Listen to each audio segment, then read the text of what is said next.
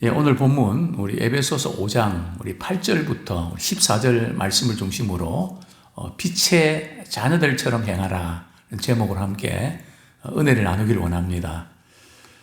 오늘이 우리 에베소 우리 강의 35번째 시간입니다. 우리 유튜브에 지금 에베소 강의가 1번부터 계속 이렇게 올라와 있는데요.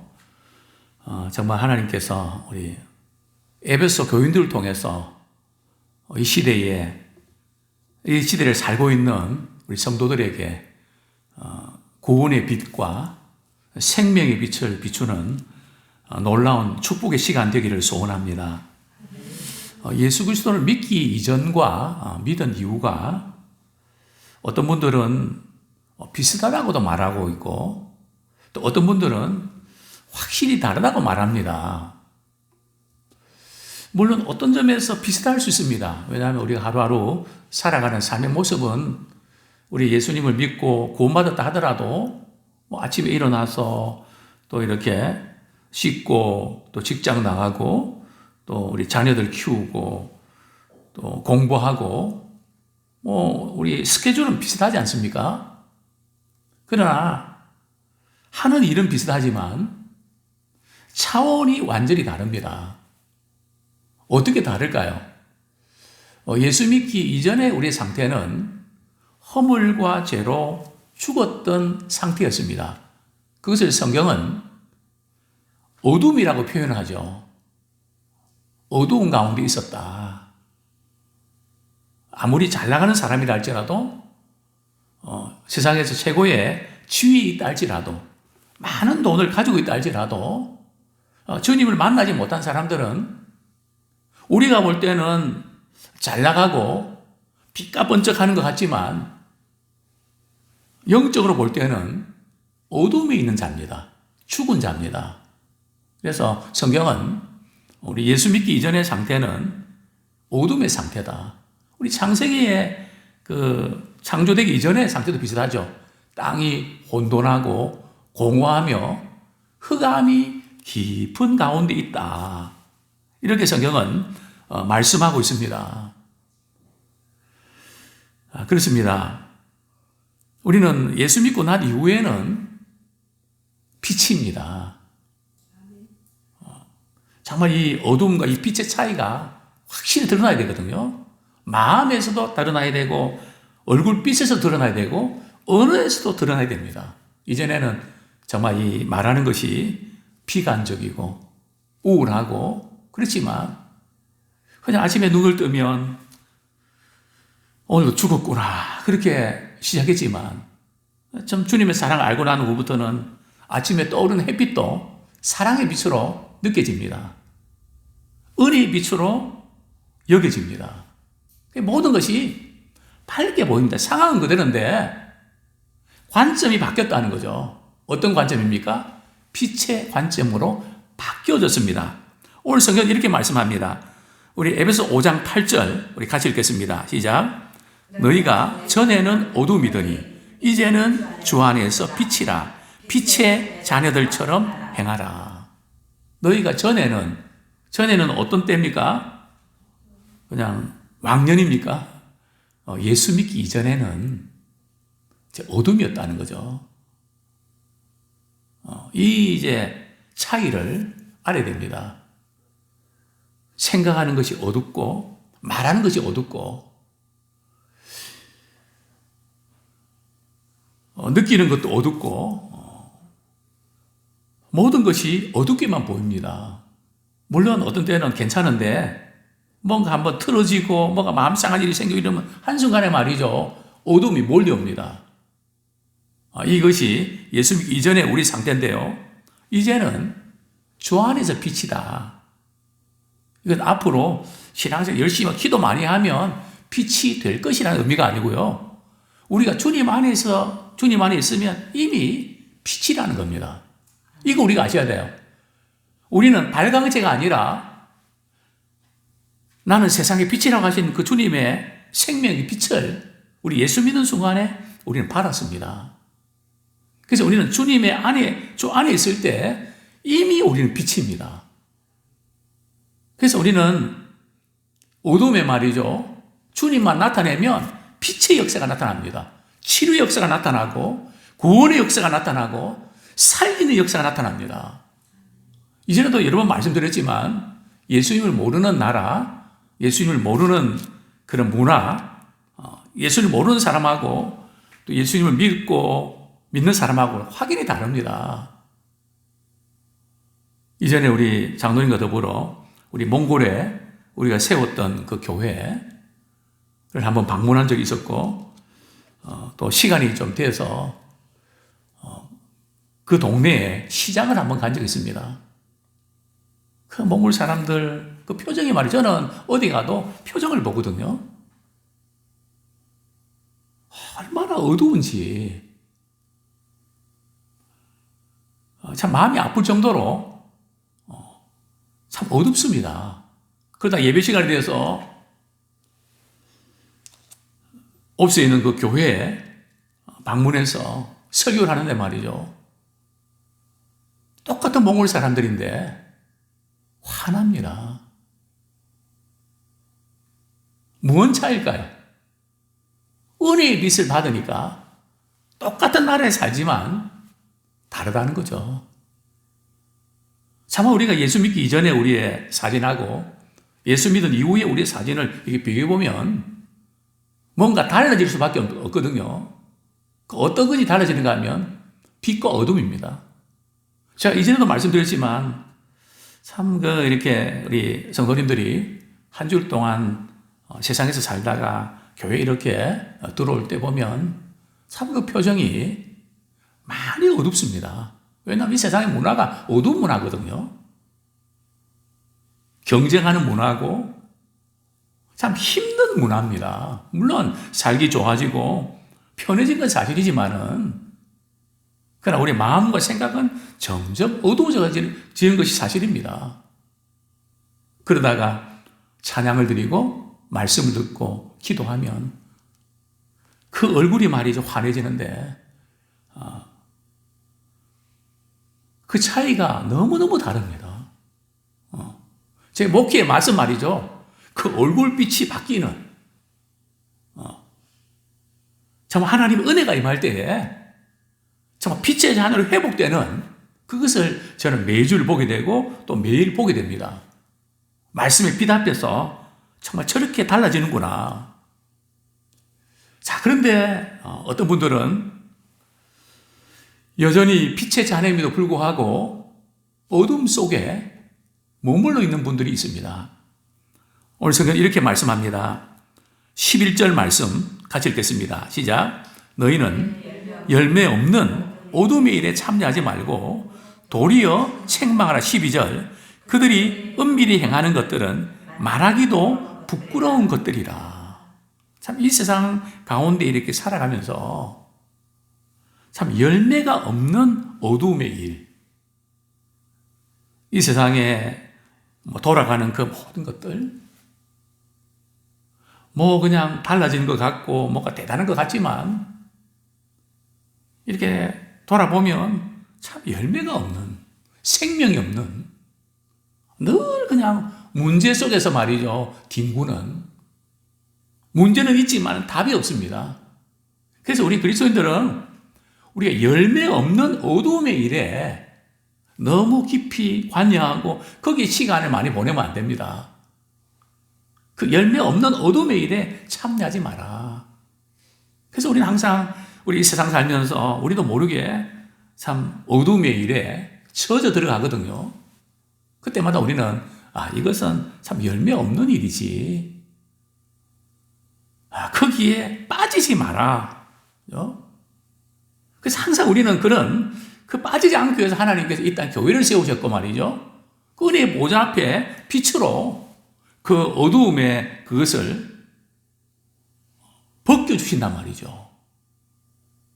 아무쪼 우리는 열매 없는 어둠의 일, 오늘 본문에 보면 우리 5장 3절에 보면 음행과 온갖 더러운 것과 탐욕, 누추함과 어리석은 말이나 희롱의 말, 우리 주변에 이렇게 보면 전부 다 그런 거 아닙니까?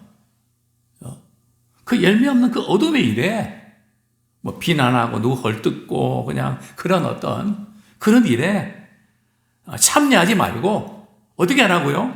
도리어 책망해라. 그래서 우리는 이 빛의 자녀이기 때문에 열명 어둠의 일에 묻히지 말고 그것을 책망해서 거기서 벗어나야 됩니다. 같이 맞장구 치면 안 되고 거기서 벗어나라. 그들이 은밀히 행하는 것들은 말하기도 부끄러운 것들이다. 13절 우리 같이 읽겠습니다. 시작. 그러나 책망을 받는 모든 것은 빛으로 말미암아 드러나나니 드러나는 것마다 빛이니라. 자, 이것이 지금 우리가 예배 시간에 일어나는 그런 일들입니다. 어떤 분들은 예배 드리는 것이 되게 부담스럽다고 합니다. 왜 그럴까요? 설교 말씀을 듣고 이렇게 나자리 돌아보는 것 자체도 마음에 양심에 꺼리기거든요. 마치 우리 설교 시간은 우리의 말이죠. 마음에 있는 것들을 수술하는 것 같습니다. 막 그냥 깊숙이 감추었던 것들을 말이죠. 확 드러내고 말이죠. 그래서 어떤 분들은 목사님이 내들으라고 설교하시는 것 같다. 사실 그게 굉장히 좋은 설교거든요. 내게 주시는 말씀으로.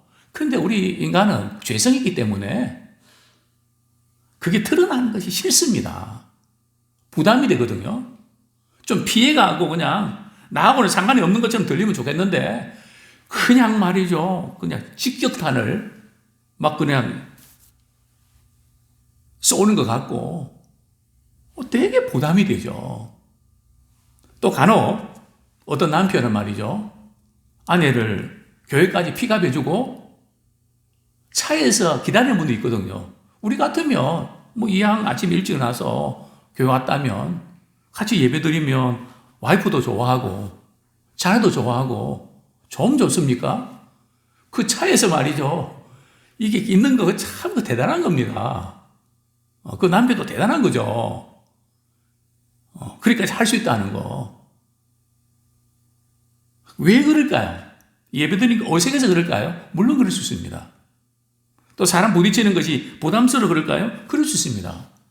근데 사실은 이 설교를 듣다 보면 내 자신이 적나라하게 드러나거든요. 적나라하게 드러나면 지구본에 있으면 숨고 싶단 말이죠. 그러니까 이게 드러나는 것을 못 견뎌하는 사람이 있습니다.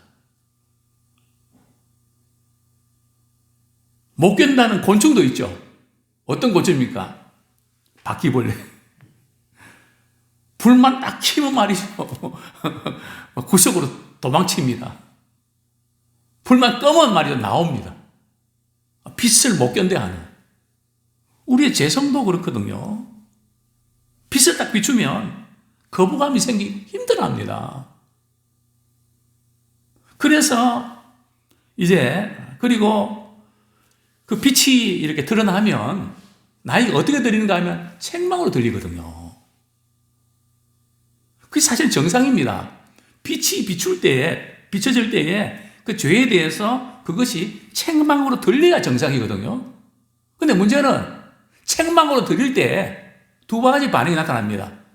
한 부류는 시험 들고 목사님이 내 이야기 하는구나 하고 누가 찔렀지? 누가 내 이야기 했지? 뭐 그렇게 오해갖고 말이죠. 오히려 시험에 드는 사람. 또 어떤 사람은 그게 드러날 때 힘이 듭니다. 그런데 하나님께서 우리 목사님 통해서 나의 이 깊은 부분을 말씀하시는구나 깨닫고 회개하고 돌이킬 때 회복이 됩니다. 치료가 됩니다. 우리의 반응은 두 가지거든요. 첫 번째 반응을 할 것이냐 아니면 두 번째 반응을 할 것이냐. 근데 성경에 보면 이 두 가지 반응이 똑같이 나타납니다. 어디서요? 스데반이 아주 직설적인 설교를 합니다. 너희들이 형식적인 신앙생활을 했지 제대로 신앙생활을 했냐?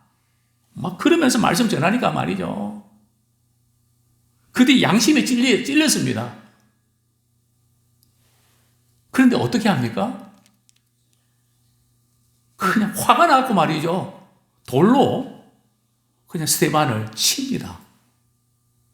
이런 반응이 나타나죠. 그러나 오순절날 베드로가 설교할 때 어찌할꼬 양심이 찔려갖고 말이죠. 그들이 회개하고 돌이키면서 성령의 충만함을 받습니다. 이 두 가지 반응입니다. 그래서 우리가 이 말씀이 드러나 빛으로 나타날 때에 그것이 책망으로 드러난다는 그게 바로 13절입니다. 그러나 책망을 받는 모든 것은 빛으로 말미암아 드러나나니 드러나는 것마다 빛이니라. 빛이 비추면 어두움은 드러나게 되어 있죠. 죄가 폭로되게 되어 있습니다. 사실은 죄가 폭로될 때에 그것이 좋은 거거든요. 저는 상담을 많이 했습니다. 정신과 의사들이 또 상담할 때 어떻게 치료하는지 아십니까? 뭐가 이 사람에게 우울증을 가져다 주고 힘들겠는가? 그래서 본인이 말을 못 하거든요. 그래서 상담을 하면서 그걸 끄집어냅니다. 연극을 하면서 끄집어냅니다. 막 이상하게 반응 나타나고 이럴 때 말이죠. 어떤 분이 신체에 대해서, 어떤 분이 말에 대해서 아주 말이죠. 민감하게 반응 나타냅니다. 아, 이 부분에서 이 사람이 지금 상처가 있구나. 그렇게 발견하는 거죠. 그게 딱 빛으로 이렇게 드러날 때 말이에요. 반응이 나오거든요. 근데 그게 사실은 회복이 되고 치료가 되는 겁니다. 빛으로 드러납니다. 자, 이제 참 빛과 어둠의 관계에 대해서 좀 말씀을 드렸는데요. 자, 그러면 우리는 빛의 자녀들처럼 어떻게 행해야 될까요? 8절, 9절 같이 읽겠습니다. 시작. 너희가 전에는 어둠이더니 이제는 주 안에서 빛이라. 빛의 자녀들처럼 행하라. 빛의 열매는 모든 착함과 의로움과 신실함에 있느니라. 자, 우리 그리스도 예수 그리스도 믿는 사람들은 빛의 자녀들입니다. 그래서 우리 빛의 자녀들처럼 행해야 되는데 구체적으로 어떻게 행하는 거냐? 참 우리 자신이 빛이기 때문에 말이죠. 빛 대신 주님만 나타내면, 빛 대신 주님이 우리에게 원하시는 그 길을 따라가면 되는 거거든요. 그게 삶에서 어떻게 나는가 하면 모든 착함과,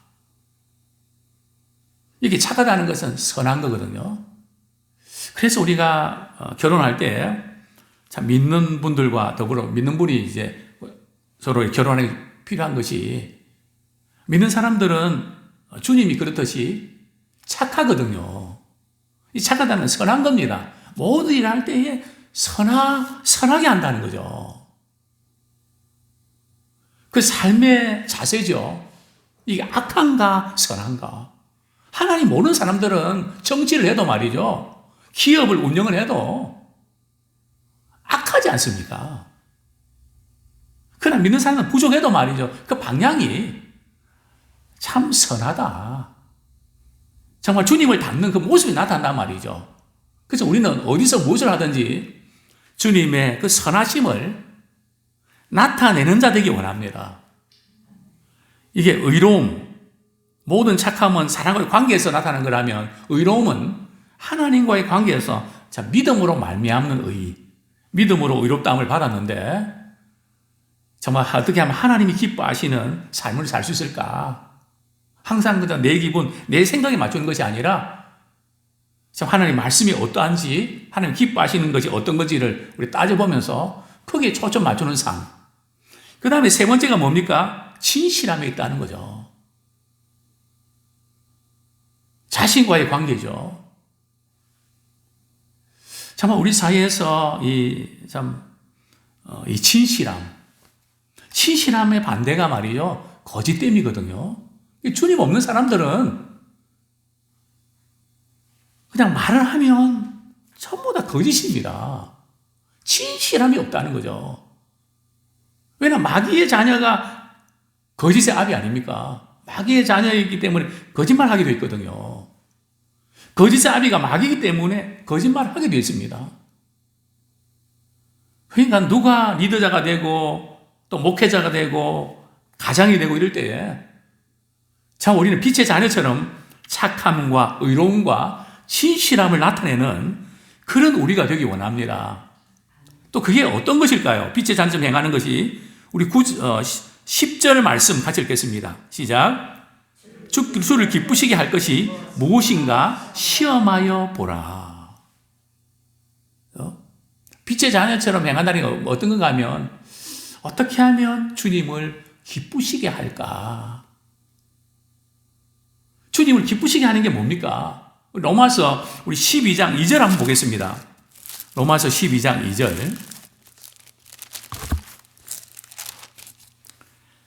같이 읽겠습니다. 시작.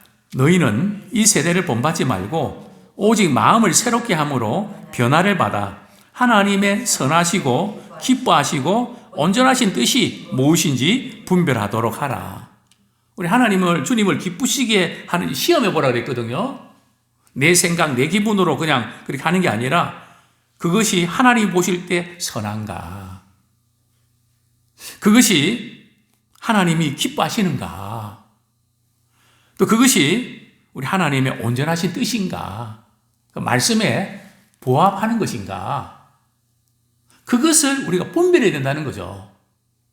빛이 있으면 진리와 거짓을 분별할 수가 있습니다. 분별이 생기거든요. 아무쪼록 우리는 빛의 자녀들처럼 우리가 행하는 자 되기를 소원합니다. 자, 끝으로 우리 14절 말씀 읽고 우리 말씀을 정리하겠습니다. 시작. 그러므로 이르시기를 잠자는 자여 깨어서 죽은 자들 가운데서 일어나라. 그리스도께서 너희에게 비추이시리라 하셨느니라. 이제 우리가 영적으로 우리가 잠자는 자가 있다면 이제 영적으로 우리 깨어서 우리 죽은 자들 가운데서 일어나서 빛을 발하는 자 되기를 소원합니다. 그래서 우리가 가는 곳곳마다 우리 생명의 빛을 비추고 구원의 빛을 비추고 소망의 빛을 비추는 그런 우리가 되기 원합니다. 물론 어두움이 점점 더 깊어가는데요. 우리 어두움이 깊어갈수록 절망하지 말고 어두움이 깊어갈수록 별은 더욱더 빛납니다. 우리 신자의 역할은 빛 대신 주님을 더 찬란하게 드러내는 그런 도구가 되기를 축원합니다.